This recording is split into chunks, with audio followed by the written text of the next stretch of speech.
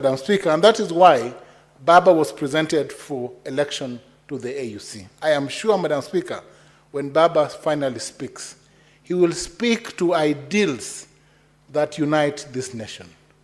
Baba will speak to ideals that will temper some of those tempers out there. He will speak to ideals that will bring together the people of Nyeri, the people of Migori, the people of Kitale, and the people of Mandera.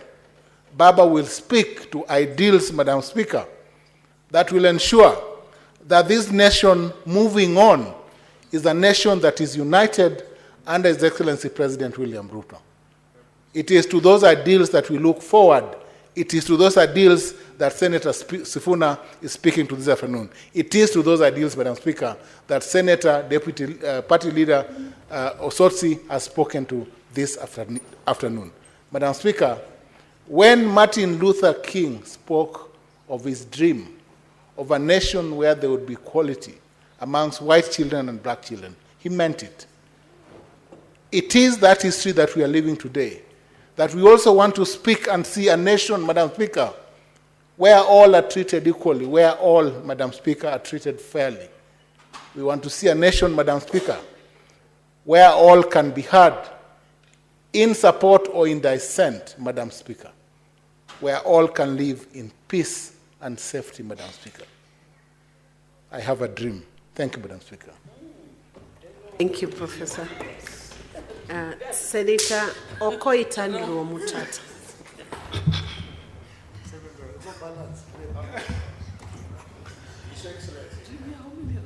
Madam Speaker, thank you for the opportunity to address this House on this very important motion of Kenya's place in the international order of nations, and especially on the African continent.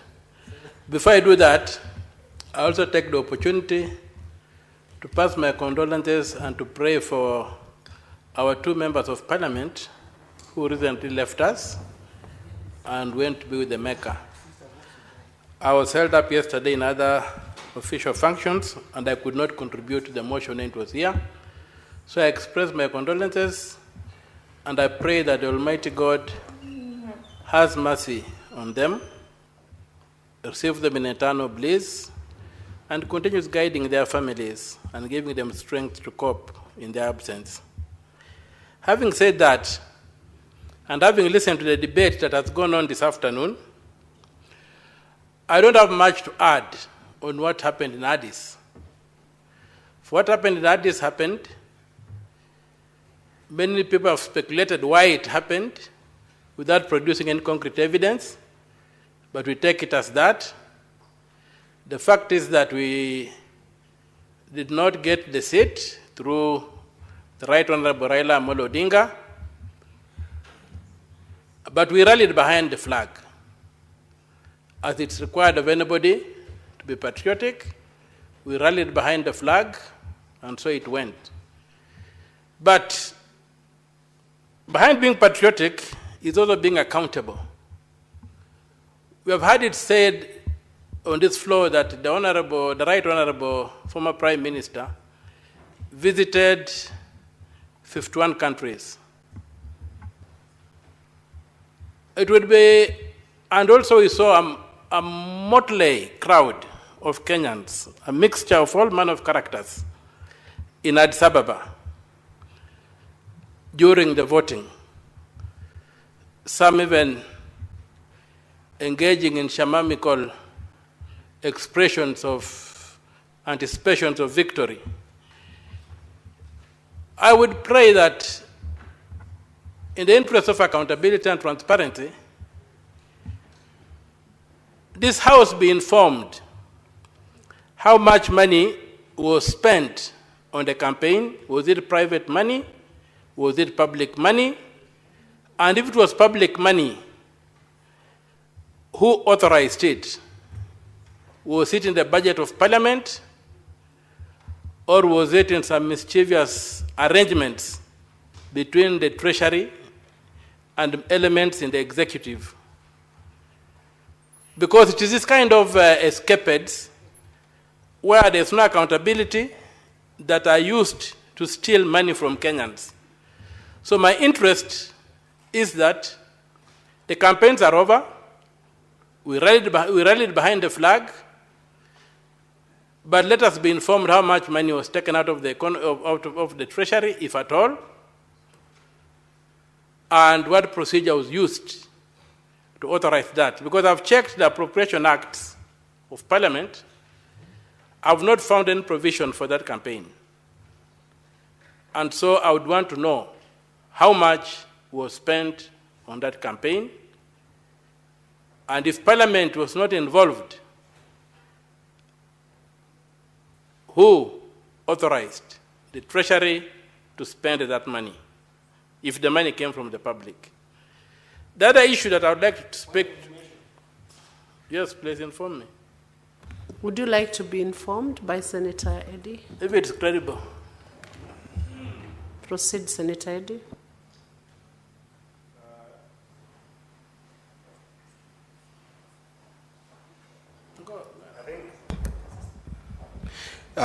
Thank you, Madam Speaker. I think that the issue that the Senator of Busia is raising is a patent issue, and he has raised a dichotomous issue. One is the issue of the campaign, and the other is the issue of those who went to Addis Ababa. It will be remiss of me not to speak on one that does affect me directly, because I did travel to Addis Ababa, and I did interact with the people who traveled to Addis Ababa to be able to give support to our own. I want to inform the Senator of Busia on the issue of those who traveled. Majority of whom I interacted with, and I also traveled to give Raila Molo Odinga support. We self-sponsored to go to Addis. And if you need the evidence to that effect, I am willing to table as many as possible of those people who believed that indeed supporting our own, just like we'll go to a rugby sevens in South Africa, or you will go to watch our sister Kipyegon run in a marathon, or you will go to watch Kipchoge in Olympic. Some of us were patriotic enough to believe that this matter was very important for the country, that we self-sponsored ourselves to get to Addis Ababa.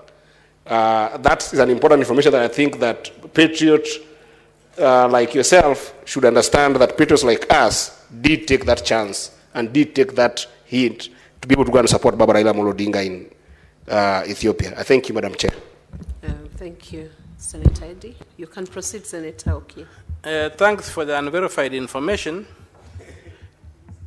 I would love to see you table that you have promised to table, to demonstrate to this House that people self-sponsored. In the absence of that, you hold your horses and forever keep quiet. Moving on, Senator Okia, the Honorable Senator actually offered before being prompted that he could table the evidence. So it shouldn't be an area of contention. He can bring that evidence and table.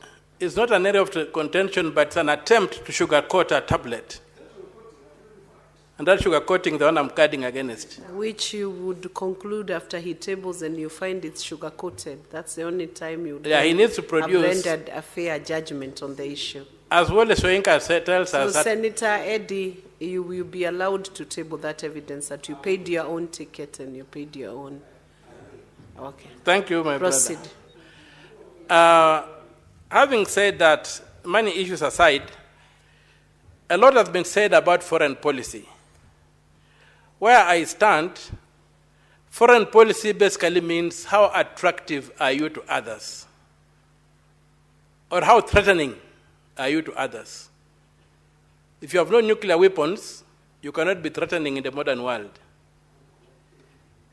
So you must have something attractive. Therefore, to be attractive, it means that your domestic policy, your domestics are okay.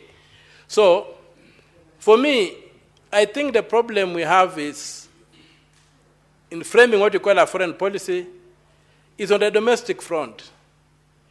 You cannot have a foreign policy worth talking of if the rule of law is disregarded. People who have got a different opinion are abducted. Foreigners who seek refuge here are kidnapped and repatriated, extradited, or whatever the word is, to their countries without due process. All those things, when you can't pay your schools, your universities, your hospitals, everything is in a mess. Your debts are unserviceable. You can't talk of a foreign policy when the home front is on fire.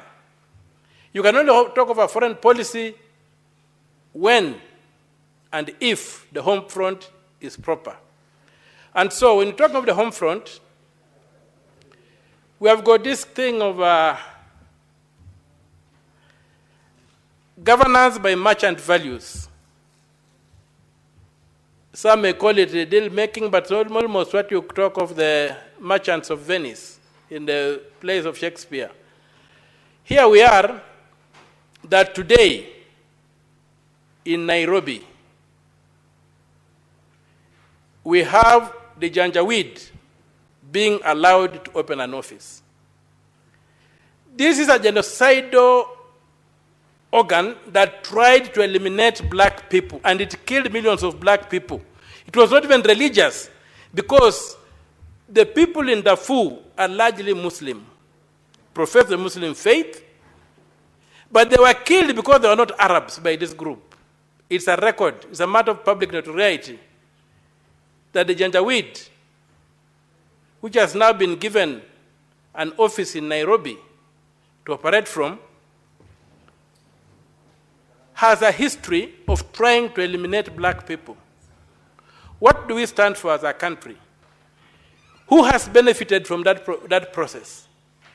Where is the due process leading to that particular decision? Article 10 of the Constitution is very clear. And it's very clear by stating that policy decisions, and that targets the executive, must be subjected to public participation. At the very least, a paper should have been tabled in Parliament on the issue of Kenya wishing to go to bed with the Janjaweed. Then you could debate it. Also surprising is that this thing has happened so soon after the Addis Ababa debacle. I call it a debacle because, looking at the evidence, such things don't happen overnight. There must have been negotiations and must have been interactions between this group and the regime running the Republic of Kenya. So, there must have been intelligence that Kenya cannot produce a chair of the AU who can be a neutral arbiter, because the government is in bed with factions that are responsible for undermining the rule of law and issues of governance on the continent. So I'm sure people knew. And we know some time back, His Excellency Dr. William Samoei Ruto was proposed to be chair the negotiations over the Sudan. And we remember the government in Khartoum stating in very clear terms that it could not allow it because they perceived him to be biased. A few years later, you can see that their fears were not idle.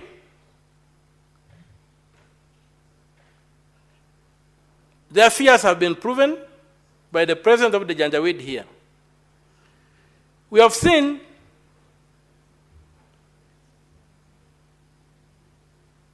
matters happening in this country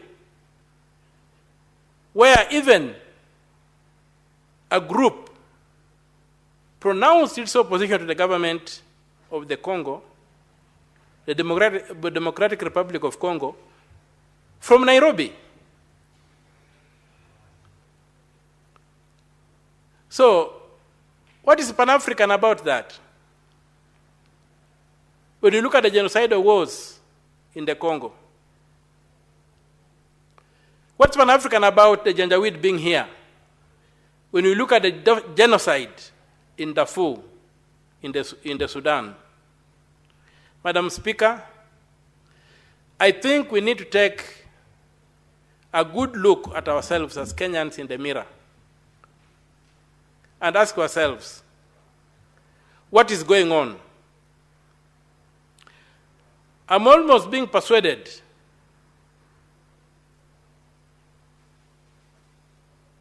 that we are getting to a point whereby the Republic might need to invoke Article 144 of the Constitution.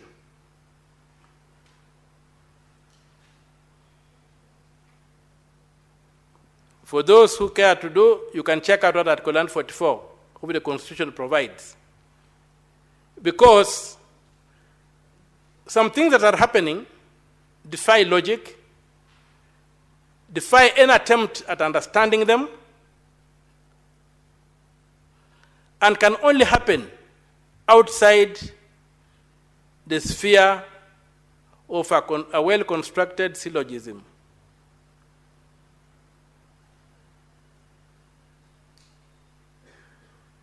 Madam Speaker, it is a very, very heavy heart that today I stand in this august house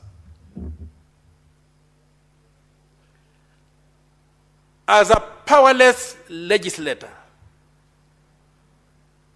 a house that has totally failed to have any impact on the executive, a house that has got absolutely nothing to write home about its achievements. Absolutely nothing. Even if you gave them the back of a postage stamp and a felt pen, they would not feel it with any achievement you have had in terms of checking the executive. We don't understand the insignia on our own desks here.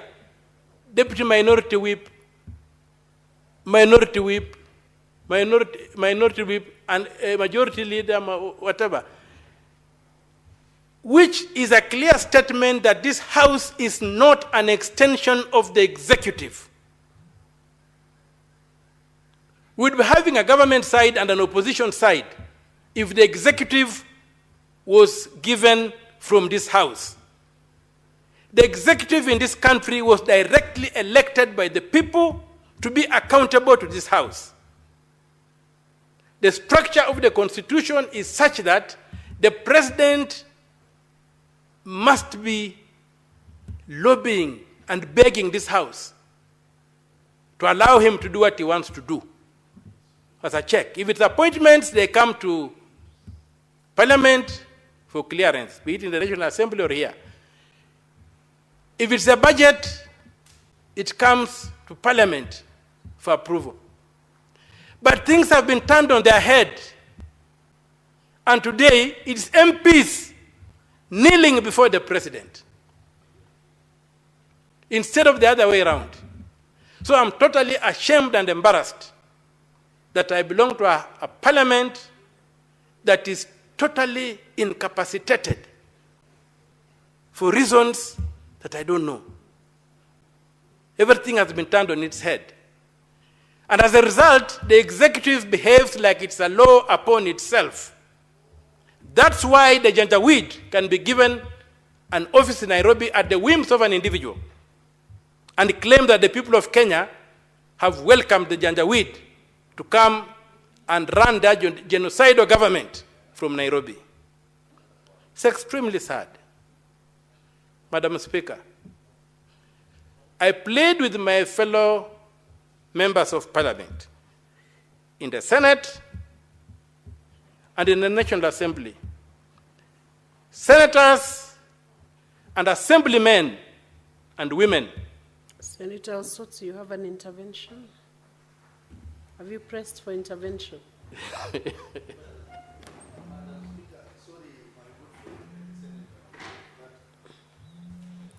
Sorry, I didn't want to interrupt Senator Okiya Omtata, but I think it's important for us to be told more about this Janjaweed, because my little knowledge about Janjaweed is that it's a terrorist group that operates in the Sahel region, Sudan, Chad, and Yemen. And Senator Omtata, whom I respect a lot, and I know he has a lot of information, he has said that they have opened an office in Kenya. So I think this is a serious matter that even me as a representative of the people, I would like to know more about that. Have these people opened an office in Kenya, and what action can we take as a representative of the people? Because this Janjaweed, which translates to devils on a horseback, that is what it means in English, is a destructive group, is a terrorist group, which was even defined as a terrorist group by the United Nations. So if indeed they are in Kenya, and I don't want to doubt what Senator Omtata is saying, because he has always proven that whatever he says, he has researched very well. So I think I need to know more about that, Madam Speaker.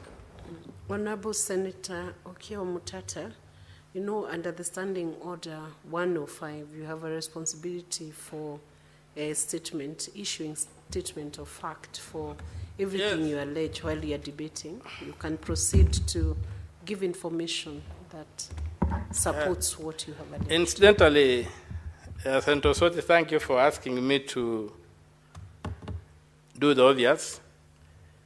I always carry my laptop, and I've just clicked in the word search under warring factions in the Sudan.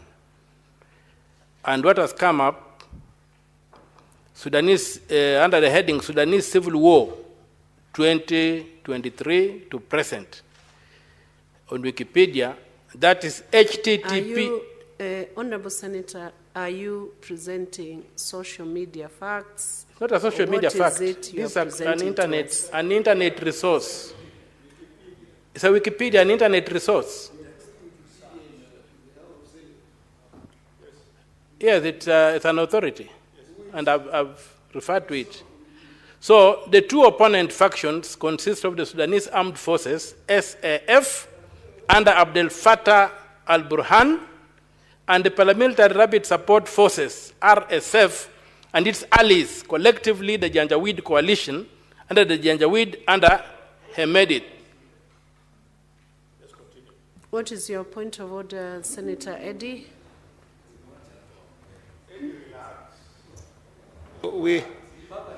Senator Boni, give Senator Eddy time to raise his point of order.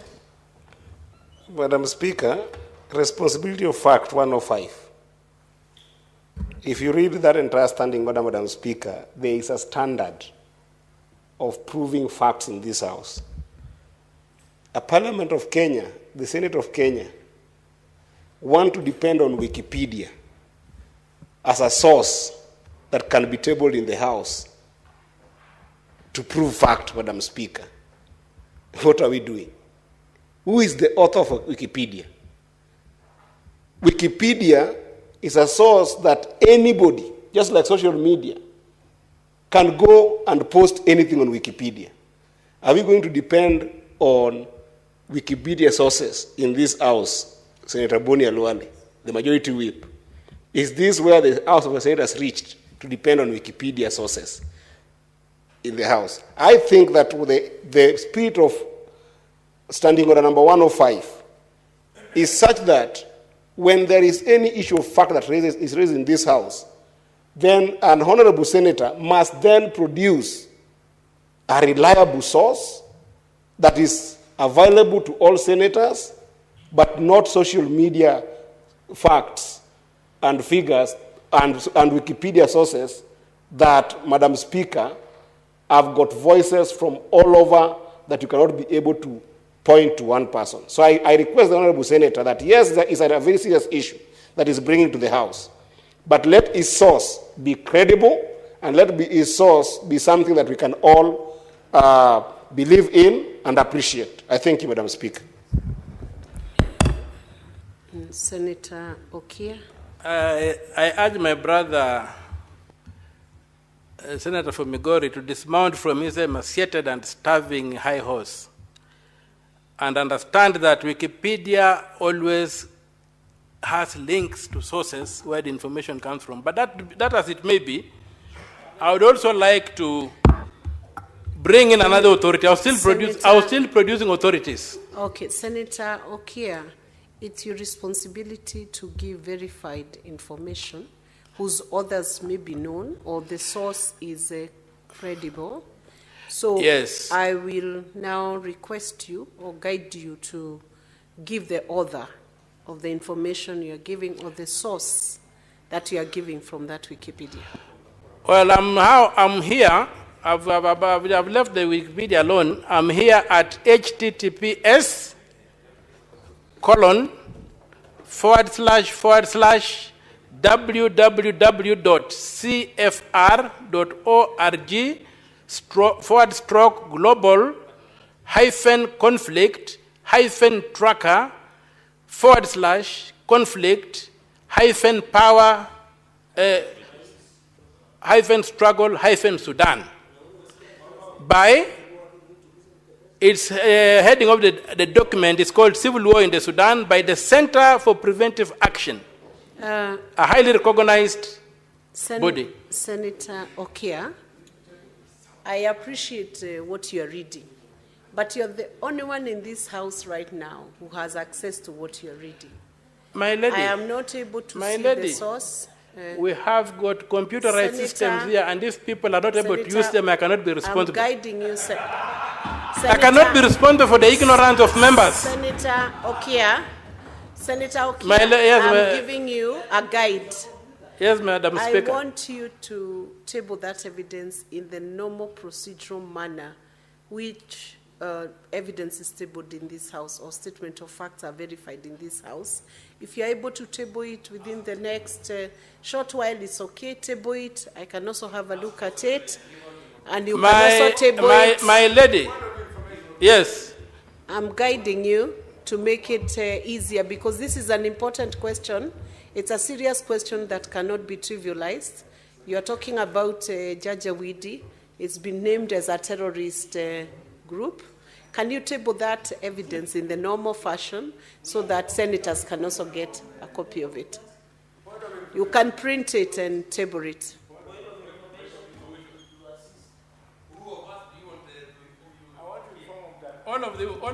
Senator Boni, would you like to be informed by Senator Boni? Yes, all of them can inform me. Yes, Madam Speaker, indeed, this is a very important issue. And we should not muscle the Senator of Busia without paying attention to what he's saying. Wikipedia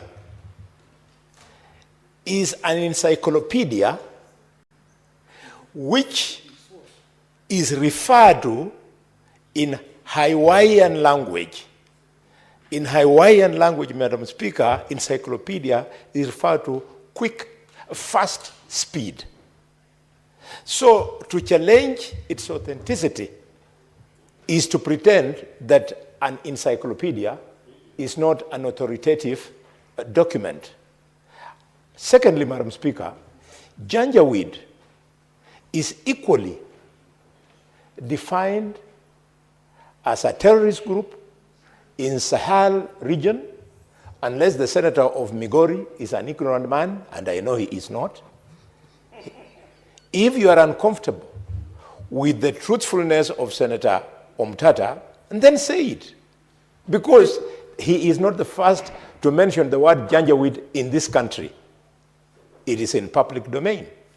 And in parliamentary palace, Madam Speaker, as I informed His Excellency Okia, matters that are in public domain are admissible.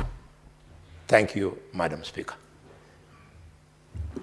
beyond the point, Senator Boni, beyond the point of information on the encyclopedia, I think the question was whether Janjaweed is set in Kenya, is located in Kenya. It's not denying if that was what Senator Eddie raised, whether Janjaweed is having official location in Kenya.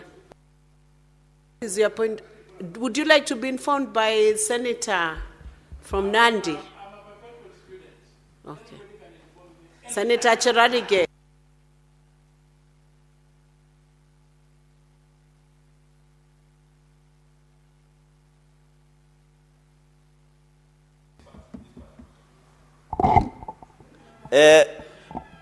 Madam Speaker, on a point of information, I want to inform that the issue of Janjaweed, Mr. Speaker, Madam Speaker, started in 2003, and by 2013, the Janjaweed created an offshoot called Rapid Support Forces, RSF. So when you refer to RSF and Janjaweed, they are of same family but different species if you did biology. So people who did biology and brilliant like us who went to Kapsat Boys High School, who has produced 2 presidents, Moi and Ruto, then you are able to understand. So I think the issue should be, if RSF is in Nairobi, is it the same as Janjaweed is in Nairobi? That can be left to the jury to decide. I thank you. What is your point of order, Senator Eddie? Is it on the same issue? No, Madam Speaker, you know, when there is aspersions thrown to a member, it becomes a very important issue. And that is 101. I think the entire 101 applies to what the Senator of Kakamega has just thrown as aspersions on my character. Because, no, I haven't even said what I'm saying. Why are you guilty? Before I say what I want to say. Under which standing order have you 101. 101, Madam Speaker, talks about, throwing aspersions on members. It talks also about what can be considered abusive or insulting language. Madam Speaker, if you read 101.3, you will find what the standing orders guides on this. Madam Speaker, there is what we call syntax in the language with which the Senator of Kakamega has implied that I'm ignorant on these issues. And the word ignorant, Madam Speaker, I find it insulting. That is one. Number 2, Madam Speaker, he has also implied that I am not comfortable with the truth that the Senator of Busia wanted to bring in the House and still bring in the House. Madam Speaker, I beg to make it clear that the Senator of Busia intimated that Janjaweed is based in Kenya, for which he went ahead to seek the source of Wikipedia to prove that. And all I wanted to know, because it's a very important issue of national security interest in our country, and we cannot let it go. All I want to know is that, is there a source that we can depend on that shows that Janjaweed is based in Kenya? Because if it is based in Kenya, we must take serious security matter on this. We cannot just let it pass. A senator cannot say that Janjaweed is based in Kenya and let it pass as a simple issue. So, Senator Boni, I hope that you get where I was coming from. I am not in any way refusing that Janjaweed has been a terrorist group that has terrorized the people of Sudan. That is true. That's factual, and that is in the public domain. But is it true that they're based in Kenya now? If that is true, we must deal with it. I thank you, Madam Speaker. Senator Eddie, while you may be in order to raise a point of order, first, your first point was overtaken because Senator Boni was not on his feet when you raised that issue. So ideally, you should raise it. So that is overtaken, but I think you have done a good clarification on what you needed to know from the honorable senators as to whether Judge Awidi has an office in Kenya. So, Senator Okia, proceed to answer that question directly. My time be expanded because... Give him back his minutes that have been consumed by the points. First of all, Senator Eddie is trying to take credit for what he didn't do.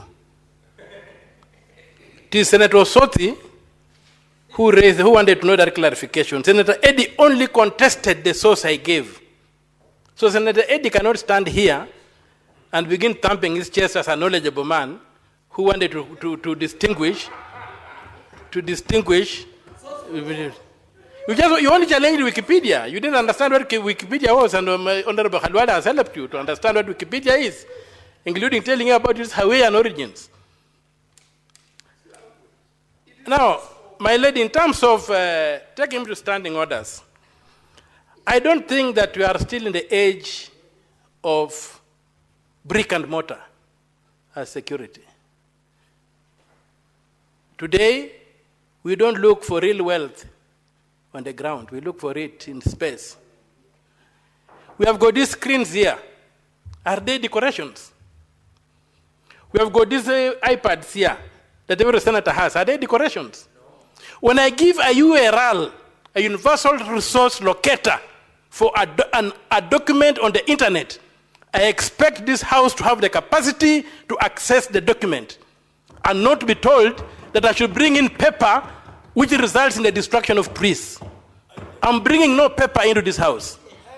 I'm digital, I'm futuristic, my eyes are on the stars, not on the ground.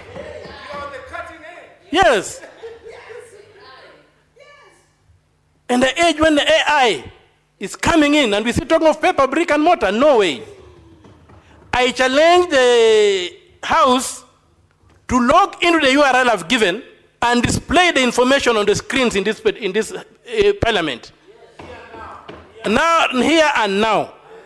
And individual senators who cannot use their gadgets should ask for a refresher course to be taken for induction so that they can access the internet using the gadgets in this office.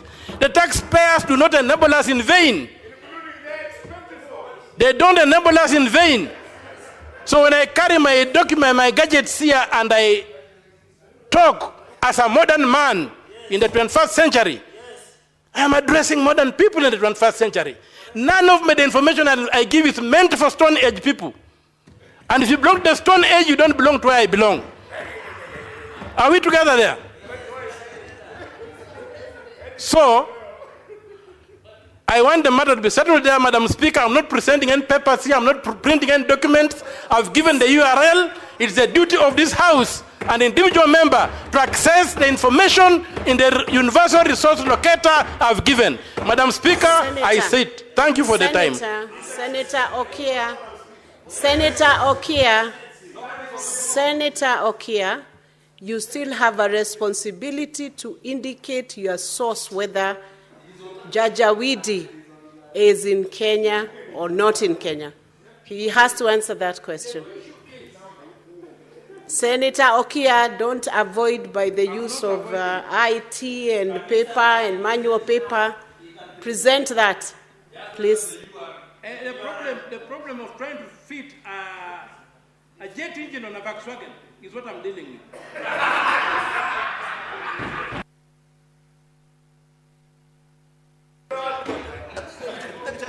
Yes, my information from, I would like to be informed, Madam Speaker, by the Senator, I have first directed you what to do, to give the evidence and but to you have guide refused. Whether Judge Awidi is. Can you display the document I've referred to on the screen, then I'll point to it and walk people through it? Oh, that's what I'm requesting. Yes. I've given a universal resource locator for the information I've given in this House. Can you access the document? Clerk, are you able to display that? Just hold. Wait a bit. Wait. Are you able to display that right away?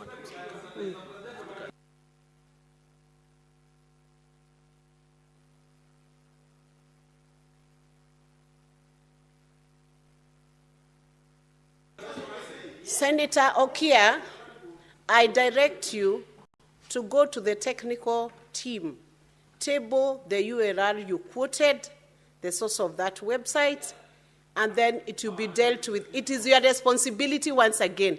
It is not the responsibility of the clerk to table for you. You table the evidence with the clerk. Give the information. Give the details of what you need displayed. Madam It Speaker, is not at the table. your authority is limited to the confines of this building during debate. You cannot give instructions. But the clerk is here. Can you table it now, Senator Okia? I have directed you. I can read it out. Write it down for them. I have given you the guide. They are skilled in writing. I have given you the guide. Senator Okia, you are bordering on being disorderly now because you are disobeying the chair. Okay, Madam Medu, Speaker, order. if that's the attitude you are taking, I sit down, I cease my contribution until I get to a forum where I can be understood. Thank you. Address. You are out of order, Senator Okia Omutata.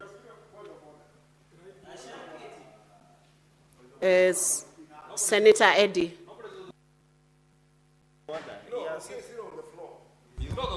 He is. Because proceedings cannot go on like that. Madam Speaker, 105, the responsibility of statement of fact. Madam Speaker, I think you are letting...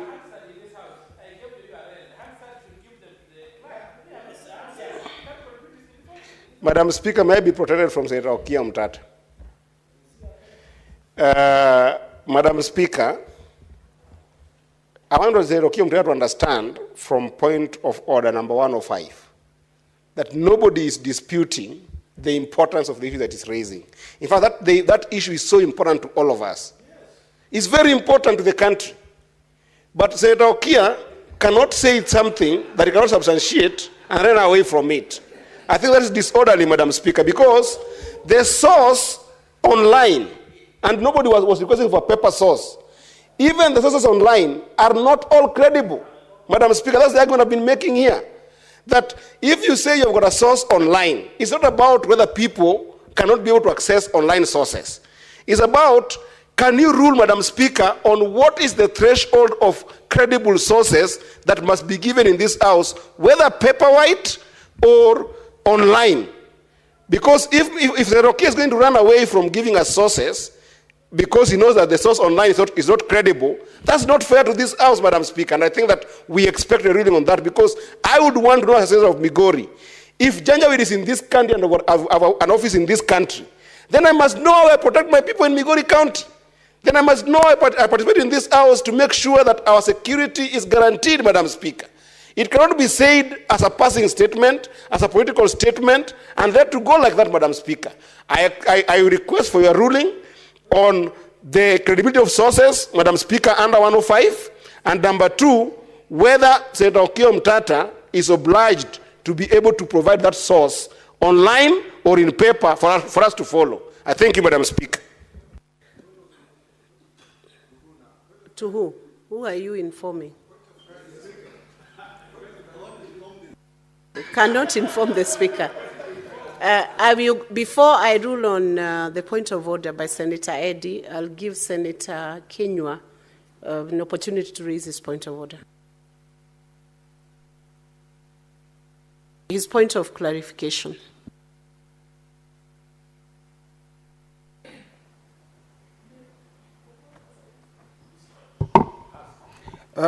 Madam Speaker, I was just concerned because Senator Okia Omtata is indicating the site or the source of his information. Why was it difficult because for him, whether the source is correct or not correct, it is up to the table and the Senate to rule on that matter. And he had given the site. Why were we getting concerned? We would have checked on it. If it is incorrect, he was supposed to have been told on the spot that the site is not admissible in the Senate. Senator Kenywa, it is not in order for senators to conduct business in an unusual, difficult manner for the Secretariat or for the clerks. I actually directed and ruled that he proceeds to give the details of the website to the clerk's desk. That's his responsibility under Standing Order 105. He did not comply with that ruling. In fact, he defied and walked out, which is out of order. Can you wait? I finish. Can you wait for the chair to finish dispensing on that issue? So he did not wait. He defied the ruling and walked out without giving the details. My ruling is abiding on the point of order raised by Senator Eddy, and I'll give a direction on the matter. What is it, Senator Osotsi? You speak after Senator. It's just a clarification on 105.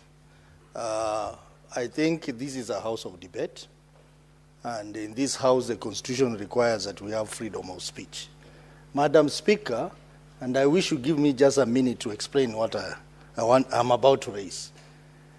The point of order 105, I have sat in this house for 2 years and several months, and I'm realizing that 105 standing order must be used to promote debate in this house. Madam Speaker, I think there is no crime in what Senator Omtata has said. We should be able to table evidence electronically. I am an IT expert and I know what it means. Madam Speaker, as I sit here, I raise a matter in this house about Moi University. And I was told to substantiate, which I did electronically, and I presented a document.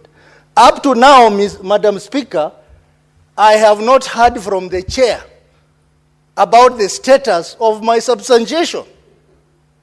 To date, you remember it was last year before we went for break. I am still waiting for the House to tell me the status of my substantiation. So every time members raise issues, and members on the opposing side quote 105, and that's how we kill debate in this house. Senator Omtata has raised a very important issue, and I rose on a point of order to request that he be given time to explain the presence of Janjaweed in this country, and I believe he was doing so, but we did not give him time to exhaust his explanation. And electronic evidence is there in law, Madam Speaker. So, Madam Speaker, let us not allow 105 to be misused to curtail debate in this House. Senator. And for that matter, Madam Speaker, I am demanding communication on the matter of Moi University, which are substantiated in this House. And your chair has not communicated to this House on the validity of that information, Madam Speaker. Senator Okia, the substantiation on the Moi University is an issue that can be handled and will be handled by the chair. It will be communicated, and I guide the clerk to ensure that an opportunity is offered for that evidence to be reviewed and a ruling to be made. But let me say this. Senator Okia was not denied an opportunity to actually present the online evidence. Soft evidence was acceptable. He was only verifying the website so that the clerks can open that evidence. So don't make it appear as though the House is not admitting electronic evidence. He was only supposed to walk here and present the address, and then senators have a right to follow what is being presented if it's online, or do they not have? Senator Methu.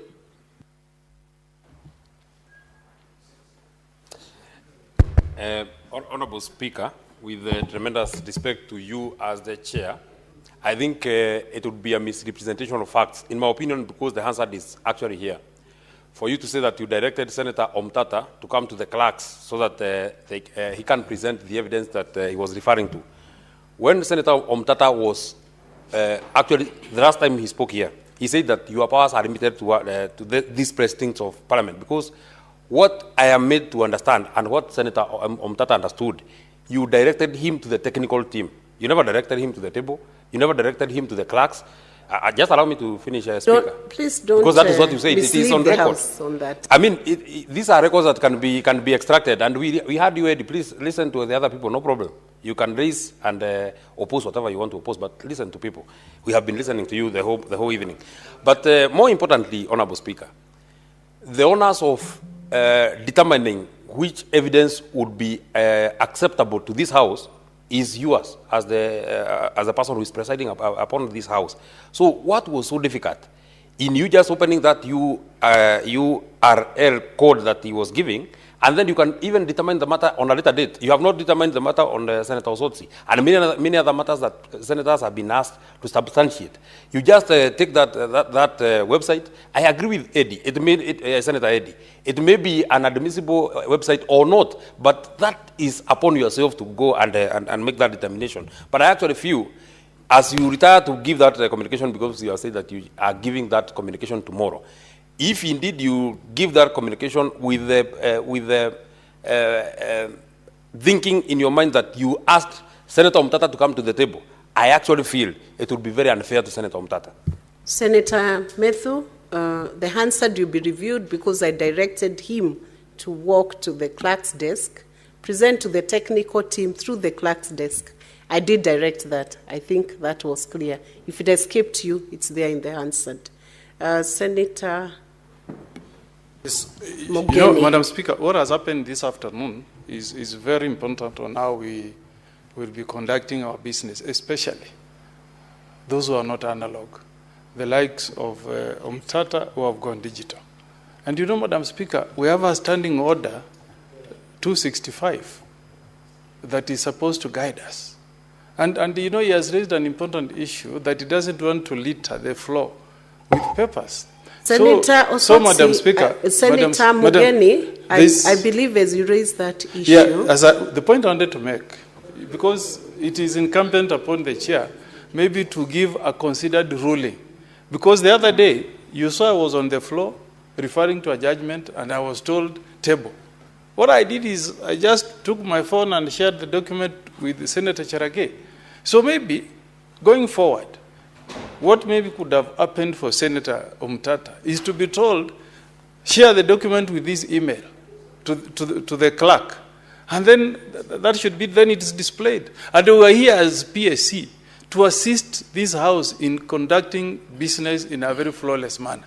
In fact, Madam Speaker, if you read, I think standing under 265(4), it says that a senator can share, who intends to display a document, shall share the document with the clerk for purposes of display. So I believe the moment our clerks here have received that reference, they should be able to display it for us, because we want to make people who have gone digital to have an easy time on the floor of the House. We shouldn't inhibit those who are migrating to the digital way of doing business. We make it facilitative. We should not inhibit, Madam Speaker. Senator Omugeni, we hear you. You can now resume your seat. Your point is made. The fact of the matter is that Senator Omugeni has been given a chance to clarify the address so that not Senator Omugeni, Senator Omutata was given a chance to actually present the document.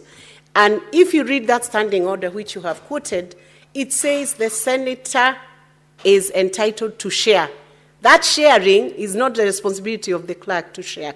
It is the senator to share to the clerk or to the table or to the House.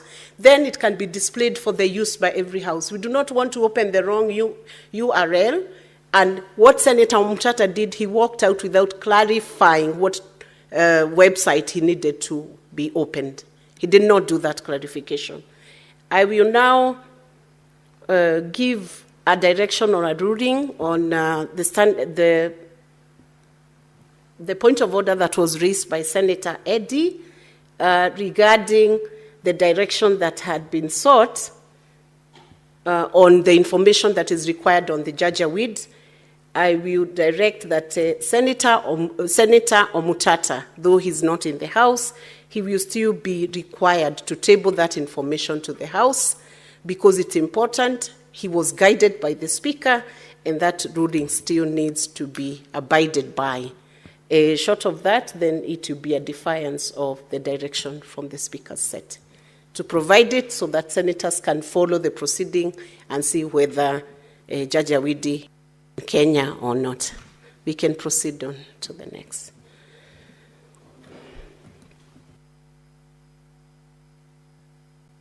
Senator Karungo.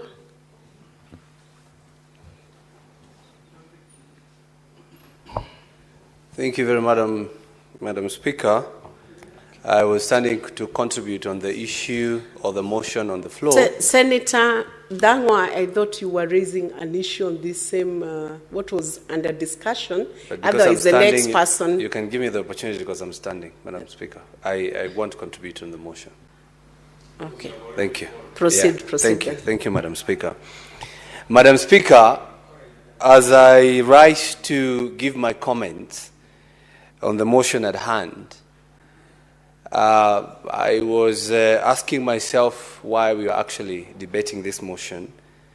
Because, Madam Speaker, I remember even when we were elected, we didn't have something like that. For those who failed it, for those who never made it, for those who made it, I don't see the reason why we are discussing that. But now that it is here, Madam Speaker, I want to commend the Right Honorable Raila Odinga for offering himself to run for the seat, the chairman of AUC, Madam Speaker. Madam Speaker, some of us have been accused, probably we celebrated, when he failed to capture the seat. But I want to tell you, we never celebrated because Right Honorable Raila Odinga did not get the seat. We celebrated because some of those who are fronting him failed, Madam Speaker. Madam Speaker, Right Honorable Raila Odinga, Madam Speaker, I agree, was best fitted for that seat. But just like 2022 elections, Madam Speaker, he lost because of those who fronted him, Madam Speaker. I wish Raila could have gone for this seat alone. I wish he could have campaigned. He has connection within Africa nations. He knows presidents. They know him. If he could have campaigned alone, without president behind him, with him all the time, I tell you, Madam Speaker, Raila could have gotten the seat. Madam Speaker, he lost the seat because of various reasons. And it's good for us to understand, because going forward, we might front another candidate. And it is very sad even to hear a CS, Madam Speaker, calling Kenyans and telling them those who celebrated Raila's downfall have small brains, Madam Speaker. It is quoted, a whole CS said Kenyans should not have celebrated because Kenya lost. I want to tell Kenyans that Kenya never lost. What Kenya lost was billions of money that was used against the budgeting processes, against any laws that we have, Madam Speaker. Kenya lost money. You know, and it's not only losing through campaign and the budgets that was used to campaign for Raila Odinga. We are losing in SHI, we are losing in SHA, we are losing in affordable housing. A whole CS cannot tell Kenyans that Kenya lost. Kenya has been losing as we speak today, Madam Speaker. And that's why we are standing here today to tell that the reason why Kenyans were happy is because you come back and help clear this mess. Because him and the president, they are part of the broad-based government. And you cannot run away. And we cannot also allow the president to use international community to try and cleanse domestic issues, Madam Speaker. So I think it was the prayers of Kenyans that they wanted Raila to come back and do what he does. Either he joins the government and they continue looting, or he speaks for the people, as he has been speaking for the people, Madam Speaker. Madam Speaker. What's your point of order, Senator Otsotsi? Madam Speaker, I rise on standing order number 105. My good friend, Senator Karungo Dhangwa, has said that Honorable Raila and should join Honorable Ruto to loot the country. Madam Speaker is on record that Honorable Raila does not hold any position in this country. can he substantiate and provide evidence before this House that Honorable Raila and Honorable Ruto have been involved in looting? Madam Speaker, I think we cannot allow these kind of things to go on. I know the narrative is trying to spread, but we in ODM are not going to allow our leader to be scandalized just because he stood for the position of AU and lost. Many other Kenyans would have done that, Madam Speaker, who are not necessarily in government. Senator Karungo Dhangwa, when you make a serious allegation, it's your responsibility, understanding Order 105, to substantiate your claim or allegation. Can you proceed to substantiate? Yes, Madam Speaker, you know Senator Osotsi, who is my former chair at CIPIC, is also holding a very big seat at ODM. And he is questioning that Raila Odinga is not holding any office in government. Yet his party has fronted some big CSs who are holding big ministries, like the budget, like the finance, treasury, Madam Speaker. Today, as we speak, we have been whipped, all the chairs, and especially from Mount Kenya, and they are going to ODM again, Madam Speaker. So, and when he stands here to ask me, they are now part of the broad-based, what I call the bread-based government, Madam Speaker, because it is their time to eat. It is their time to eat. But they should do so, knowing that Kenyans are watching, Madam Speaker. Senator Dhangwa, it is important you use the parliamentary language. When you say bread-based, you can swallow without eating. You just swallow. Just swallow. Madam Speaker, let me finish. I am a man of few words, Madam Speaker. Senator Osotsi, you have a point of order? Again. Yes, Madam Speaker, you know, I really did not want to keep on interrupting my friend Dhangwa. But you see, the point of order I raised was on the issue that Raila and Ruto are involved in looting. But he has not responded to that. He has only brought in the issue of broad-based, that some people are in government courtesy of ODM. Let him respond to the specific issue of the looting done by the two. That is the issue I wanted him to respond to. Senator Karungo, you either substantiate or withdraw that. Very quickly, I can do that, Madam Speaker. And this will come out clear once the statement that I have be given an opportunity on the floor of the House, because a lot of money was used, Madam Speaker. Kenyan government, even Raila himself, he's on record saying that Kenya and the president, the taxpayers' money was used to campaign for him, Madam Speaker. Madam Speaker, that money was not budgeted for. We do not have a kitty to campaign for anybody who is running for any seat across the country, Madam Speaker. If that is not looting, I don't know what you would call that, Madam Speaker. So allow me to ask that question that was asked by the Juja MP, Madam Speaker, saying that they used a lot of money. And instead of substantiating, instead of saying we used this amount of money, they arrested him, Madam Speaker. And after arresting him, only to take him to court and produce a different charge sheet from what they had arrested him for, Madam Speaker. So you can see they are trying to hide. They don't want Kenyans to know how much money was used. So, Madam Speaker, that one will come out clear when I do that. But let me finish by saying that, Madam Speaker. Senator Dhangwa, you need to table that. Do you have it here with you? The statement? Yes. Yes, I do have the statement. I can send it on WhatsApp. Yes, I can do that. I don't know why, Madam Speaker, you are allowing us to have... Madam Speaker. One who raised that issue that you substantiate, so let him finish. Madam Speaker, Speaker, satisfied with the answer. Substantiation is not done by way of a request for statement. It is done by way of evidence before the House. So he can have a statement seeking for information. But what we want is substantial evidence to be tabled in this House on how Raila and Ruto have been involved in looting. And Madam Speaker, this is a very substantive issue which you need to respond to. Senator Karungo. Maybe we can ask the Senator whether is Ruto looting. Senator Dhangwa, you still have not substantiated that issue. Are you able to present the substantiation documents now, or do you need to bring them by tomorrow? I'll bring them by tomorrow, Madam Speaker.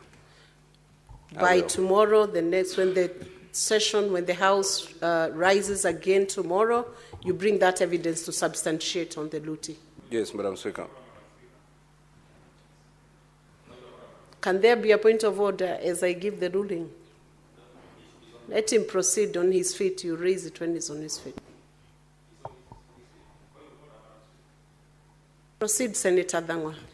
Madam Speaker. What's your point of order, Senator Methu?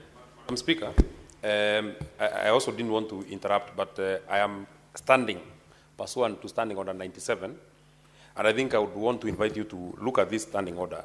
I feel that most of us, just as the Deputy Party Leader of ODM actually mentioned, we are misusing Standing Order 105. The Senator has spoken on the same matter, with your permission, thrice. On the same matter of substantiation, he has spoken about it, on it thrice. Our standing orders actually says that nobody should speak on the same matter twice. So how do you keep allowing somebody to keep raising the same standing order, the same point of order on a matter that he has already raised? Why can't somebody consolidate their thoughts and raise them as one standing order or one point of order once? Otherwise, they will keep disrupting people when they are making their contributions. Madam Speaker. Are you also disrupting by raising that point of order? I'm not but disrupting, the point I'm just is, inviting you to read it was an no issue senator that shall was speak more than once to a question. So why are you lying? Okay. Senator Methu, yes. Senator Karungo was requested to substantiate, and this was a request from Senator Osotsi. And Senator Osotsi has to respond whether he's satisfied with the substantiation, and I've given a direction on that matter. No need to further push that matter. Karungo, Senator Karungo, will you bring in the substantiation tomorrow? Proceed, Senator Karungo. Thank you very much, Madam Speaker. Madam Speaker, I think we should also look into that standing order of 105, because sometimes it can be used to suppress what the senators are thinking. And because we are the oversights, Madam Speaker, it is their work to substantiate, Madam Speaker. But nevertheless, as I was saying, Madam Speaker, Kenyans want to know how much money was used. How much? Because the Kenyan coffers, the public coffers, must have used a substantial amount of money to campaign for Raila Odinga. The question is, how much was used, Madam Speaker? I remember when Senator Migori was speaking. He said that he paid the air ticket to Addis Ababa. Madam Speaker, you were very lenient to him when he was told to substantiate. And he said, I can do that tomorrow or whatever time, Madam Speaker. And you know, and I know, members of parliament who have been accused of receiving bribes in toilet of 10,000 shillings, nobody, Madam Speaker, would cough millions, hundreds of thousands, Madam Speaker, to just go and celebrate. It must have come from the public coffers, Madam Speaker. And that's what we are asking.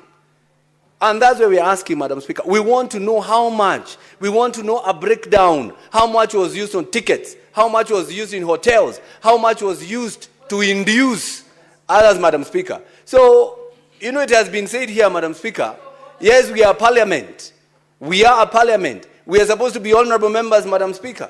But some of the things that have been done here, sometimes we question ourselves whether we are that honorable the way we are pretending to be, Madam Speaker. Senator Hamida, what's your point of order? Madam Speaker, under point 105, I have my ticket, I have my hotel booking, and everyone does. So seriously, you are the one actually and Eddie has collected all evidence. In fact, that's what he's going to do. But then I feel strongly and pained to be told that I was paid for. Or it was the government money. We all paid for ourselves, Madam Speaker. Senator Hamida, that's noted. Senator Eddie was directed by the Speaker to present evidence of those tickets, which I believe you present by tomorrow. Thank you, Madam Speaker. Proceed, Senator. And finally, Madam Speaker, Now, on a more important angle, Madam Speaker, as I was saying, we need to know why we lost, Madam Speaker. And we lost because of 4 things, Madam Speaker. One is the relationship between Kenya and other governments, Madam Speaker. We need to understand that we have to be as diplomatic as possible as a country when it comes to other countries' affairs, Madam Speaker. And I believe Kenya and other countries, and especially SADC, SADC, Madam Speaker, they could have supported us when the Madagascar candidate was eliminated, Madam Speaker. But they didn't. Why? Because, again, for point number 2, the Francophone support, Madam Speaker. Those countries that speak French, Madam Speaker, they went for their candidate. And on a lighter note, the 2 candidates that were running, that is Mohamed Ali Yusuf and Raila Odinga. Mohamed Ali Yusuf could speak English and French, and our candidate could speak English and German, Madam Speaker. Madam Speaker, the last point, the internal issues in Kenya contributed to the downfall of Raila Odinga, Madam Speaker. The internal issues because other countries could not trust Kenya when it comes to fighting for human rights, Madam Speaker. Because of the abductions that are going on in this country, the killings that are going on in this country, and yet nobody is speaking about it. And the Right Honorable Raila Odinga spoke about it the last day of his campaigns when he was being prayed for in Bomas of Kenya. That is the only time he's had in public condemning abductions. I think probably he was told, you have to speak about it, Madam Speaker.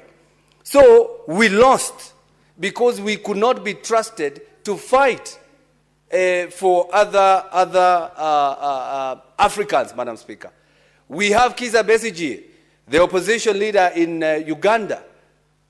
The person who is supposed to represent Africa never even commented about that, Madam Speaker.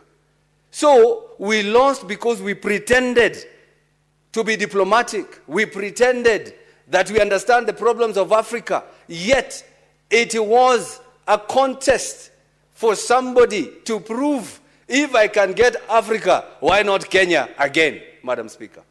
So Raila was used as a bait by the government. They never wanted him to win.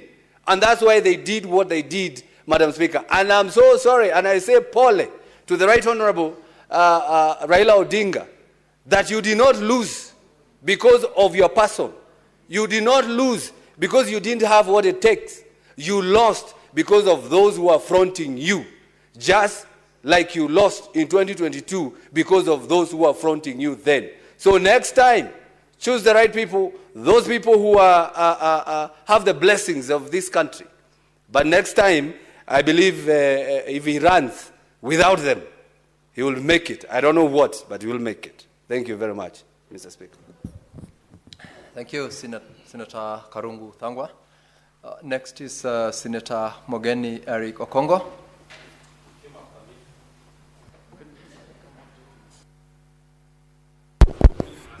Thank you, Mr. Speaker, for giving me a chance to also make my contribution. Mr. Speaker, just like many Kenyans, I was also deeply disappointed that Kenya lost the quest to take the chairmanship of the African Union. Mr. Speaker, we all know, Mr. Speaker, that Africa belongs to all the 6 or so regions, Mr. Speaker. And as a person who has lived, gone to school, represents a county in East Africa, it could only have been fair that a candidate from East Africa takes over as the next chair of the AU. Mr. Speaker, AU belongs to all the 55 nations of Africa. Therefore, we want to feel a sense of belonging, Mr. Speaker. It's like a father who has many children. All these children need to have a sense of belonging. They need to feel that they are part of a family. So that was a very painful loss not only for Kenya, but for the regional bloc called East Africa. And Mr. Speaker, if I was a president, this is the time I would have asked my brothers in the East African bloc to walk the talk. Mr. Speaker, I was in State House when President Yoweri Museveni rose and assured us Kenyans that he will be in Addis Ababa to second Raila Amolo Odinga's candidature. But the reports that we received from Addis indicate that Yoweri Museveni did not take time personally to travel to Addis Ababa to not only vote for us, but to also help us in campaigning. Because, Mr. Speaker, it's not easy to convince another president to vote for you. You need to have as many presidents as possible to support your candidature. So I hope that our presidents from the East African bloc will consider whether we will change the idea of leadership within the AU so that it becomes rotational. How come, Mr. Speaker, that in the 23 years that AU has been in existence, the Francophone countries have taken the position of chair for 19 years, and Anglophone only 4 years, Mr. Speaker. And yet, Kenya and other Anglophone countries make their contribution to AU. So, at times, Mr. Speaker, just like the way we do it in IALA, Mr. Speaker, you're privileged to be a lawyer. You know it, that the presidency of the East African Law Society is rotational. If this year the chairmanship goes to Kenya, next year the chairmanship goes to Tanzania, the other year it will go to Uganda. That way, you don't feel the pain of contributing to a body that will never allow you to take a leadership position.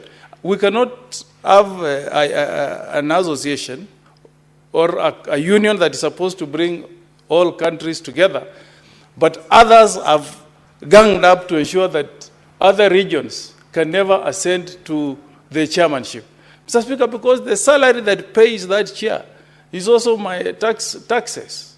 By being taxed and by my country making a contribution, then I'm also having an expectation that one day, one time, I will proudly stand up and say, a fellow countryman or woman is chairing AU. So, in terms of going forward, I hope when there is a summit of the African Union, our president, President William Ruto, will put this issue on the table so that we can have, let us have ECOWAS in West Africa sharing. Next time, let it go to SADC, the way the other time we had South Africa. Then it can go to the COMESA region. Then it comes to East Africa. Senator Methu, we want fairness. The second point I want to make, Mr. Speaker, is that it's not Raila Odinga who lost this election. The person who lost this election is our president and his foreign policy, Mr. Speaker. Because the way we handled this matter, Mr. Speaker, it left us with very little option of winning, Mr. Speaker.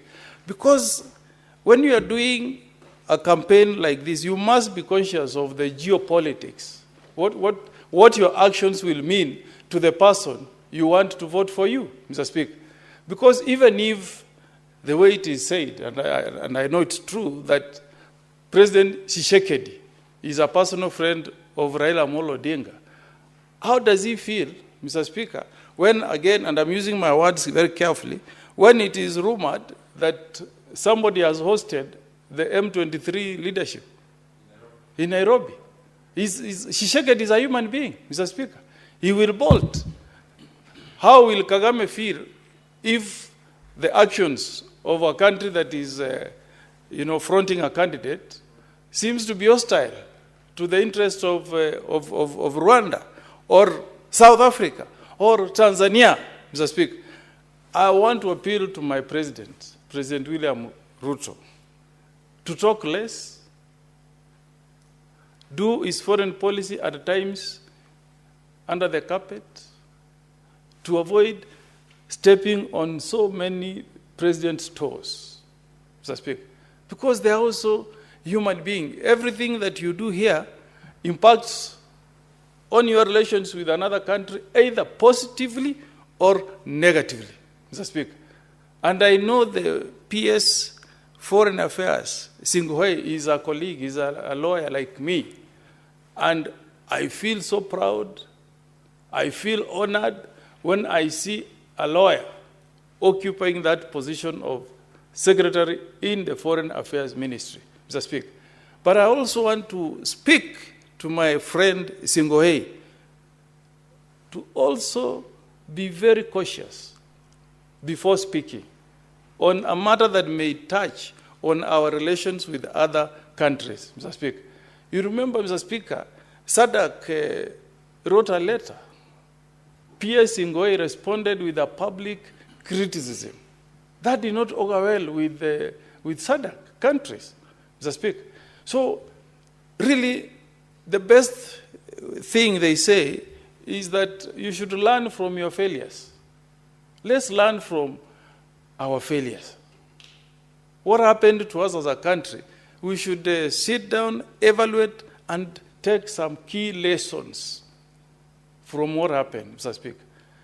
Mr. Speaker, on Saturday, and God Almighty is my witness, and my pastors in Nyamira are my witness, I told my pastors that instead of going to Addis Ababa, I'll be on my knees in Nyamira, praying for Baba, Kenya's candidate, to win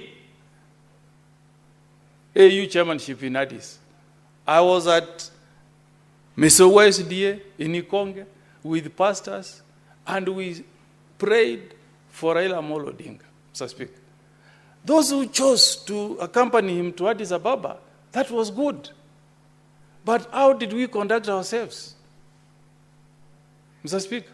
If you have been a member of Law Society, and I know you have been, and you are a member in good standing, you know what happened when I was the president of Law Society of Kenya.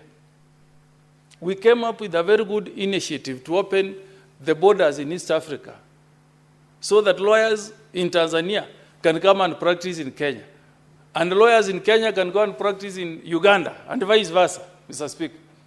But when we were making that declaration in Speak Munyonyo Hotel in Uganda, the contingent from Kenya was the largest in that meeting. And they came there loaded, they had money, Mr. Speaker. So they painted Kampala. And you know, when the proposal was put on the table, the Ugandans were like, if this is the way these guys are behaving, even before we open the borders, if we open the borders, they'll take over Uganda. The Tanzanians said, if these guys are allowed to practice in Tanzania, they will take over. And Mr. Speaker, whereas we acted in good faith and opened the borders, we have Ugandans who are practicing in Kenya today, courtesy of that decision. But Uganda and Tanzania have never opened the borders for us because of the way we conducted ourselves. So, Mr. Speaker, at times, the cheering squad, the delegation that accompanied our candidate to Addis Ababa, Mr. Speaker, should have quietly given moral support to our candidate without loading it on the other countries, other presidents, because social media travels faster than even normal news, Mr. Speaker. So next time, let's learn. If it's not a football match, if it's a football match, you show you are mighty and you shout. But if it's something that is diplomatic, Mr. Speaker, let's be sensitive as to how we conduct ourselves. Because our conduct can irritate and annoy people who could have voted for us, Mr. Speaker. The third thing, Mr. Speaker, is our own domestic policy. Because we should speak about this matter very, very candidly, Mr. Speaker. At times, the way we run our domestic policy shapes the perception of our country, other countries about us, Mr. Speaker. So what has been happening within our borders, we should also go back, look at the mirror, and ask ourselves, out there, how do other countries in Africa look at us as Kenya? How is our human rights record, Mr. Speaker? Have we created a country that has people who are happy?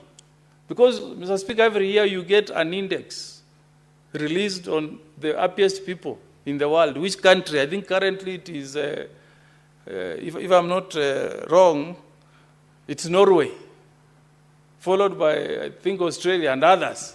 So we also need to know, have we created an happy population as a country? Mr. Speaker, when somebody was contributing on this floor here and mentioned Shah, Mr. Speaker, somebody from Nyamira sent me a note. He was given at a hospital called Christine Marian for a patient called Douglas Nyang'au, whom they were trying to admit this afternoon in that hospital. And Mr. Speaker, what he told me is that that hospital told them they don't accept patients to be admitted using that SHA card.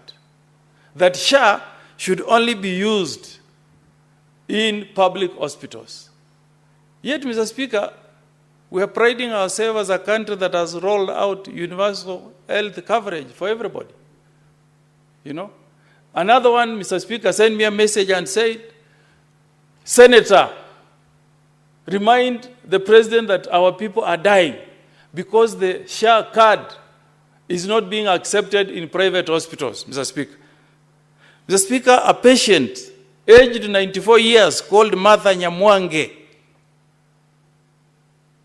I've just been told, was taken to a hospital called Medifort Hospital in Kisii. Mr. Speaker, that hospital, which had no sympathy on this senior citizen, 94-year-old, only accepted coverage on that SHA card on bed only. Then what happens to the medicine, to the surgeon, to the surgical expenses incurred in the hospital? And then we are telling people that SHA is working. It's not right. That's a lie, Mr. Speaker. So let us also look at our domestic issues. How are we treating our people, Mr. Speaker? This SHA thing is a problem, Mr. Speaker.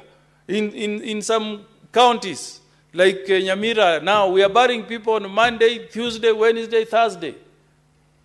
We used to do burials only on Friday, Mr. Speaker.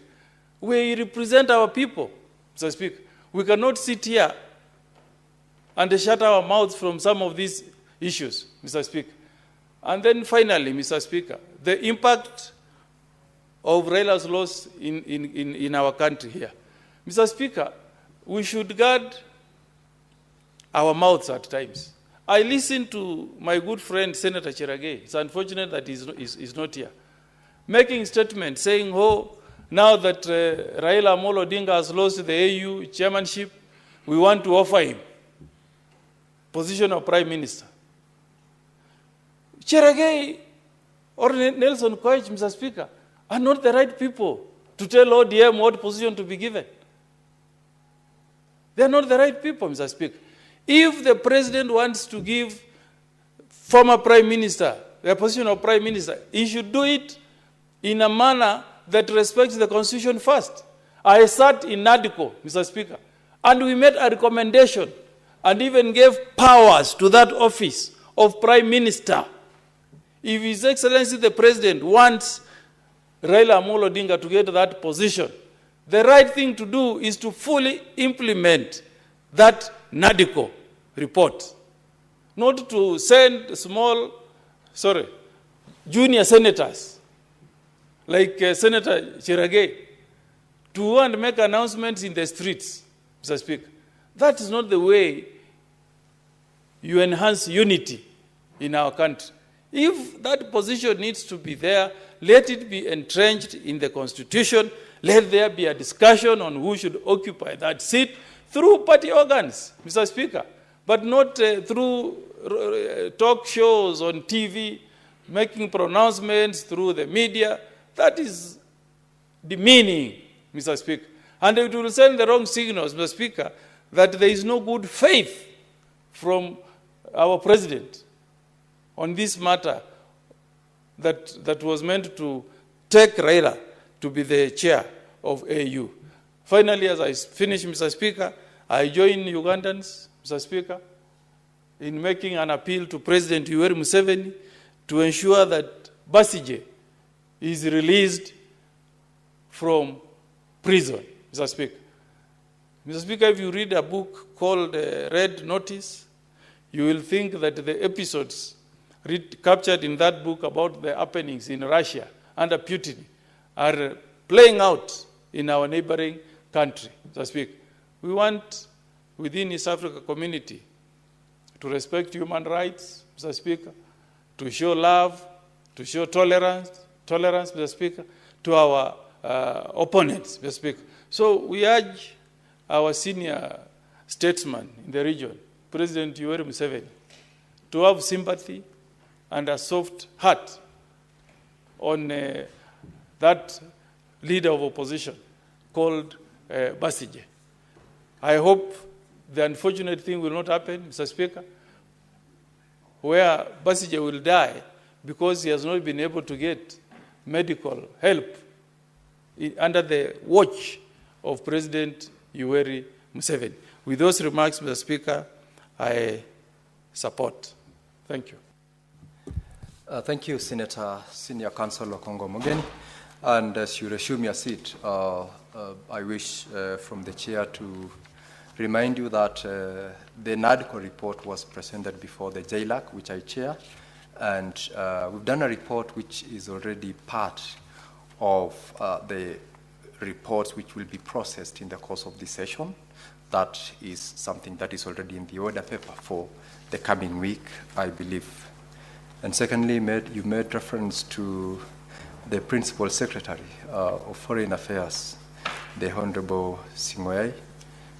You as truly remember once worked with him in the law practice, and I can confirm that the accolades you gave to him are the accolades that he exhibited prior to his decision to, of course, resign as he assumed the current public office that he's holding. And so that is a proper presentation of a colleague's professional status. Senator Karen.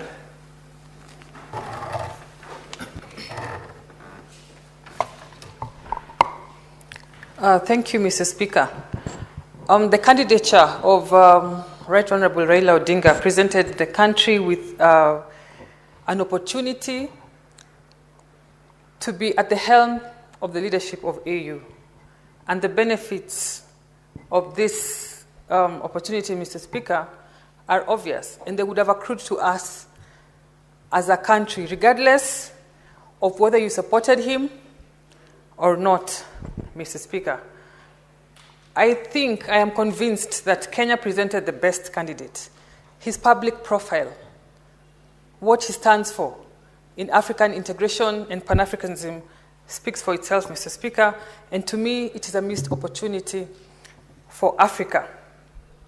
I want to congratulate Right Honorable Raila Odinga, and indeed, His Excellency William Samoei Ruto for a spirited campaign done across the country. No efforts were spared, no resources was spared.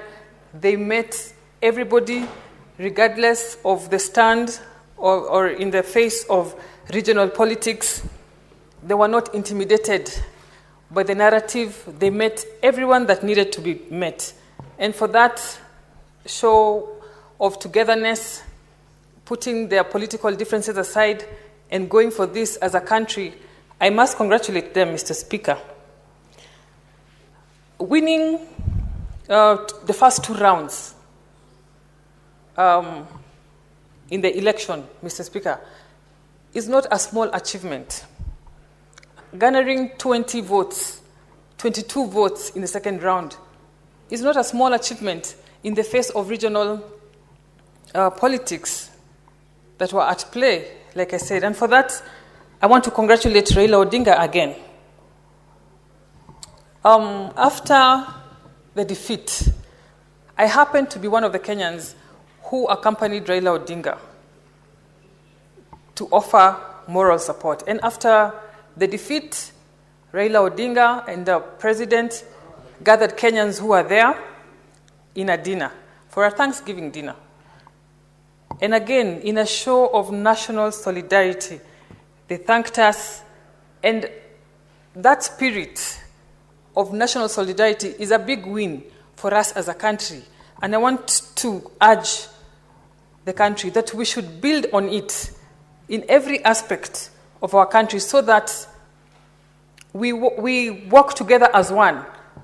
That way it is easier even to disseminate development in every region, in every part of this country, when we are working together. And having said that, finally, I want to take this opportunity to congratulate the AUC Chair, Mahmoud Ali Yusuf, for his win. Thank you, Mr. Speaker. Thank you, Senator Karen Nyamu. I'm seeing a request from Senator Nderitu Kinywa, who is presently not in the House, and therefore, honorable members, in the absence of any other member keen on contributing to this motion, I'll ask the Senate Majority Leader, who is the mover of the motion, to proceed to reply. Senator Aaron, proceed to reply. Speaker, I want to take this opportunity to appreciate all the senators that have taken time to speak on this very important motion. Initially, when I conceptualized this idea, my desire was that we will take time to reflect as a country and positively evaluate what has been a fairly decent run by former Prime Minister Raila Odinga and a very good representation of the country at a global stage. However, Mr. Speaker, to my utter dismay, I have seen a few people try to reduce it to be a contest about what President Ruto got wrong, as if he was on trial or as if he was the one that was running a campaign. You know, Mr. Speaker, being a politician, I have come to live with the reality that people will always see fault even when there's nothing to fault. And there are people who just for clickbaits and likes on TikTok and Facebook, Mr. Speaker, will say anything, even on topics that they are least prepared about. I listen to many people ignorantly speak about the conflict in DRC and matters on the global stage with very little, limited, scant information, Mr. Speaker, about either the position of Kenya on such matters and how it may have affected voting. I said when I was moving this motion today in the morning, Mr. Speaker, that it will be completely ignorant of anyone to try and first draw a deduction of this run by Prime Minister Raila based on speculations about who may have voted for us or not, for the very simple reason that this was a voting by secret ballot. So by the time you're coming here to tell us, oh, you know, because of DRC, I don't know, because of Sarawi and this other one, we did not get vote from this. Where did you know that those countries voted for us or they didn't vote for us, Mr. Speaker? There are 22 countries that stood firm with Kenya and our candidate for all the 6 rounds, Mr. Speaker. There has been no scientific way of establishing which are those countries, Mr. Speaker. Therefore, you know, you get mesmerized sometimes at the ignorance and the seriousness with which people posit those arguments before the House, Mr. Speaker, thinking that perhaps there is some revelation that they got overnight on who may have cast their vote in support of us or otherwise. Even if it was a trial on our stand on diplomatic issues, Mr. Speaker, I explained here in the morning. The first person to raise that argument was Senator Onyonka. And you know, the record bears me witness. Every time I challenged him, whether it was on the issue of DRC or the issue of Palestine and Gaza, the war in Gaza, Mr. Speaker, he said, let's keep that matter aside. Because I was able to demonstrate to them that the positions they have been arguing in televisions and here in Parliament are nothing but display of pure ignorance. Mr. Speaker, our stand is known on all these things. So I don't know why people want to reduce it to be an evaluation of the performance of the president in the international stage. I don't think there has ever been a president who has profiled Kenya in the international stage the way President William Ruto has been able to do it. Travel with him to international meetings, and you will appreciate what a good job he has been able to do. There is a lot of interest in this country. That's why I asked the other day, and somebody mentioned to me, told me, Senator, we don't understand your country anymore. Because reading online, reading newspapers, Mr. Speaker, listening to some of the senators like the ones that were speaking here, Senator Sifuna and the like, you would think that there is absolutely nothing going on in this country. Yet, investors, people that keep a keen, objective eye on the progress that is being made in Kenya are advising people, Mr. Speaker, that if there is a country to keep an eye on the African continent, it is Kenya, Mr. Speaker. Not one, not twice, not three times, Mr. Speaker, have I seen articles by people who objectively analyze the performance of countries and the things that are being done, both locally and the positioning that has been done of this country in the international stage, Mr. Speaker, that they appreciate that there is progress being made. 2 years ago, Mr. Speaker, we were at a debt distress level. We were basically on the verge, staring at an total economic collapse, Mr. Speaker. The president has been able to move the country from that particular state up to a point now, Mr. Speaker, where we are stable, where we are going to the market, where even global ranking institutions are beginning to paint a positive outlook, Mr. Speaker, of our economy.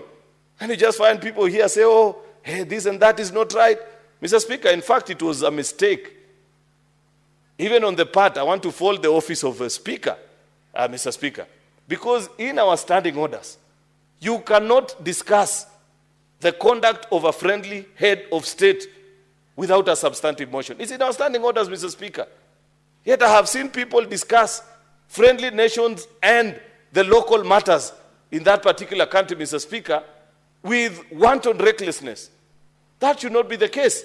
Senator Cherargei tried, Mr. Speaker, to bring it to the attention of the Speaker when that matter first showed up this afternoon, when we had the visiting delegation from Uganda, Mr. Speaker.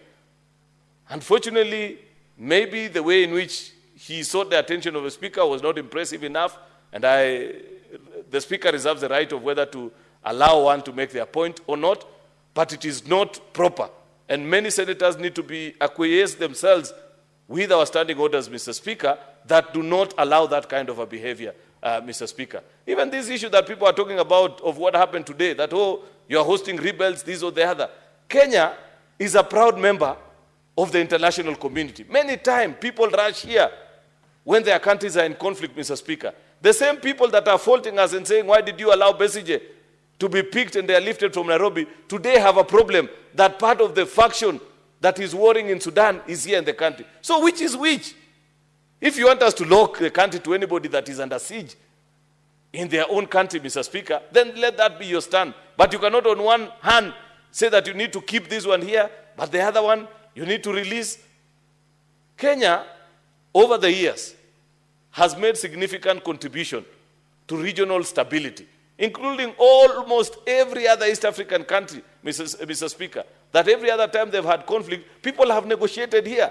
I want to believe that part of negotiation, Mr. Speaker, includes allowing the warring parties, Mr. Speaker, to have access to your country. Who says if one of the entities has come and pitched tent here, Mr. Speaker, that we support whatever they are doing? We are a proud member of the international stage, Mr. Speaker, and I know for a fact that when people seek to either congregate here or find a safe haven if they feel unsafe in their country, there are millions of refugees that continue to ply their trade, Mr. Speaker, or make a living in this country as they go about their business. You remember even the issue of DRC a few months ago, where when DRC protested and said, why did you allow so-and-so to speak? Our answer was plain and simple. This is a free country. When people come here, they enjoy the rights. This is a country where you insult even the president and nobody does anything about you. So it will be very difficult for us to reserve and say only Kenyans are allowed certain rights and foreigners are not permitted of the same, Mr. Speaker. Therefore, Mr. Speaker, I want to request the colleagues that want to do an evaluation of Kenya's performance on the diplomatic stage to perhaps present a substantive motion, come before the Senate Standing Committee on Defense and Foreign Relations, Mr. Speaker, and raise the issue that they have. But to reduce such an important motion, you know, Mr. Speaker, where you find you want to score cheap points and appear as if you're the one who's most knowledgeable, you know, on these matters which you are ill-prepared to comment about, because the things that you're speaking for, if people who understand things better listen to you, they cringe in their seats because they are wondering who elected this one. Mr. Speaker, I want to plead with colleagues that there are matters, I said this in the morning when I was moving this motion, that there are things that should divide us. We can surely have difference of opinion when it comes to matters local politics. But when shall we ever grow and mature politically to appreciate that, for example, when a Kenyan shows up at the international stage, Mr. Speaker, then they represent our flag. They represent us as an entire people. If you're not a candidate in that particular exercise, competing with them, Mr. Speaker, then the least that you can do, look away if you don't like that particular person.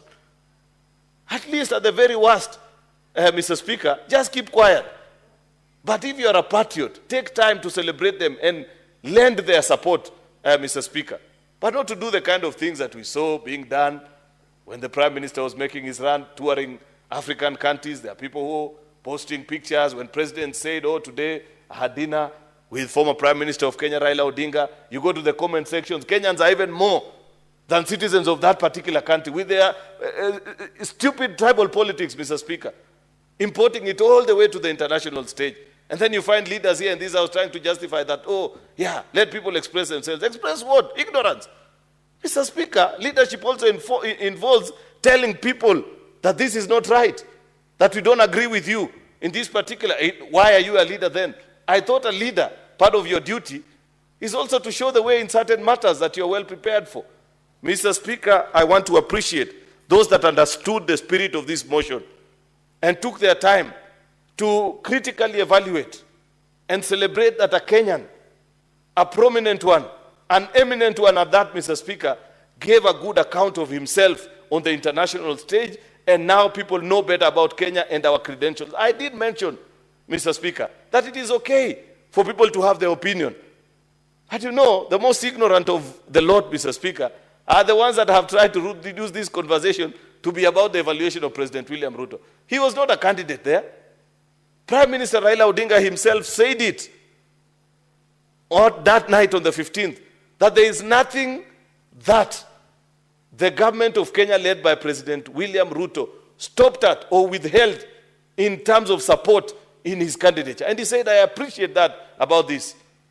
So who else can come here and tell us, oh, you know, this was not done right, this should have been this way or the other? If the candidate himself appreciates that the country did everything that was humanly possible, and we only ended up losing because elections are what they are. Sometimes people choose not to see or appreciate issues the way you perceive them.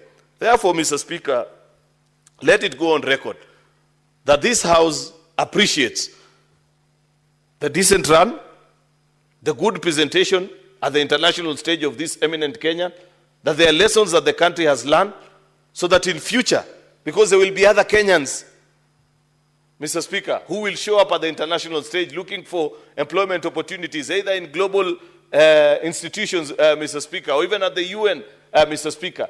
And there are things that we can surely do better as a country.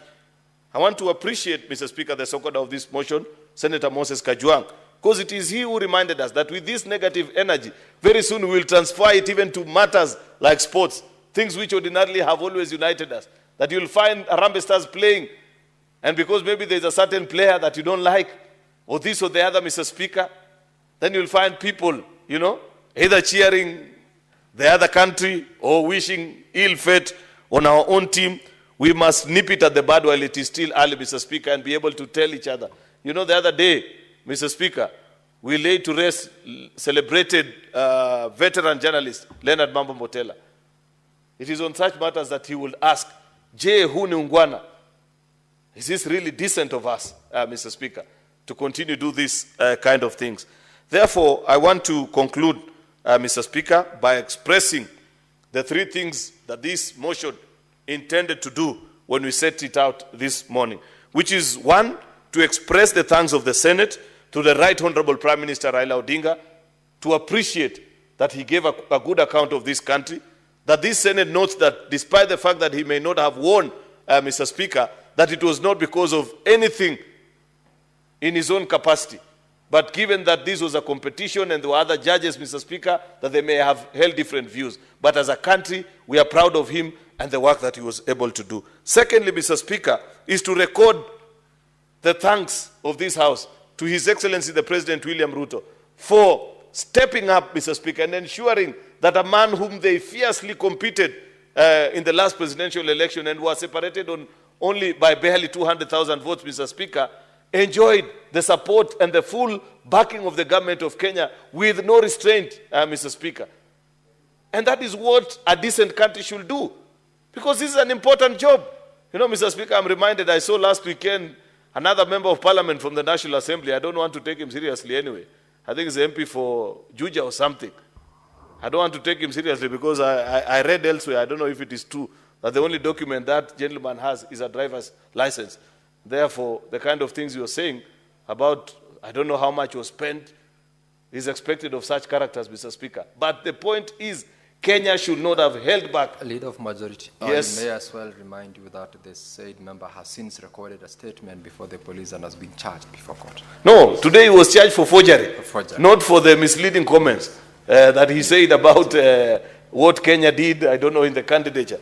Apart from having a driver's license, probably, which is also maybe forged, Mr. Speaker, probably even the other documents, that is what the court will be told later on, that we record appreciation to the President for the kind of support that was accorded to Prime Minister Raila by the Republic of Kenya. Third and final, Mr. Speaker, is that the Senate of the Republic of Kenya record a congratulation to His Excellency Mahmoud Ali Yusuf on his election as the chairperson of the Commission, AUC Commission, on Saturday, 15th February 2025. We are true Democrats, Mr. Speaker, and even though we competed and it was intense and difficult, the winners eventually have their say. And therefore, because we are part of this African continent, Mr. Speaker, we will have to work with him. I pointed out earlier that, for example, the President is leading the reform exercise on the AU, Mr. Speaker. And part of the things that he'll have to achieve will include working with this gentleman. Much as we felt very bad that he grabbed the trophy that we so desperately needed, Mr. Speaker, we still congratulate and wish him well, because his success is the success of Africa. The success of Africa is the success of Kenya, Mr. Speaker. And therefore, we should take such moments to celebrate them, much as we may disagree with him on many of the things. The only thing that perhaps maybe I will point out as a simple measure of courtesy, Mr. Speaker, is to be gracious even in victory, Mr. Speaker, because I saw a video. Probably maybe the people that did the translation may not be honest. I'm aware that we live in the information age and sometimes not everything is accurate. I saw a video of him somewhere back home in Djibouti alongside his president, and he said certain things that perhaps didn't sit well with the rest of us as a country. But who knows? It could be the wrong translation. Since I don't speak Arabic, Mr. Speaker, I don't want to bear witness, but I want to believe that that gentleman will serve the continent of Africa and celebrate and do all the things that we need to do. Therefore, Mr. Speaker, I wish to end it at that and celebrate what has been achieved and said this afternoon. The various unhelpful comments notwithstanding, but many colleagues, 90% of the people that spoke actually stayed on tune. Apart from the usual, Mr. Speaker, that you'd expect in any political conversation, I still appreciate that many people rose to the occasion and appreciated what this motion was about. It was just about celebrating an eminent Kenyan, appreciating the president, and congratulating the eventual winner. The long and short of all these things that have been said this afternoon were about those three things, which I believe have been ably done by members of this House, using whatever form of shade and color that they have said. With those many comments, many remarks, Mr. Speaker, I beg to reply. Finally, Mr. Speaker, in accordance with Standing Order number 66.3, I beg to request that the deferring of the question be held to a later date. I thank you, Mr. Speaker. Thank you, Senate Majority Leader. And first one to Standing Order 66.3. The putting of the question to this motion is hereby deferred to the next sitting of the House. Very well. Clerk, you may call the next order.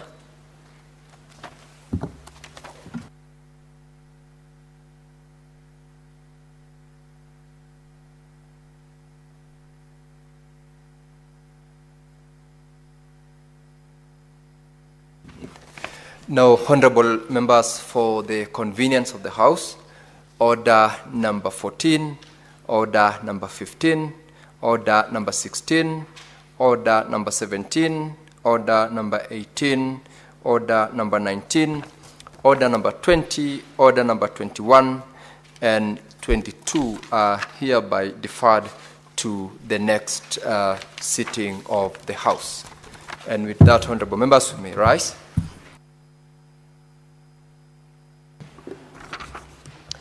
Honorable Senators, there being no other business on the order paper, the Senate stands adjourned until tomorrow, Thursday, 20th of February 2025 at 2:30 p.m.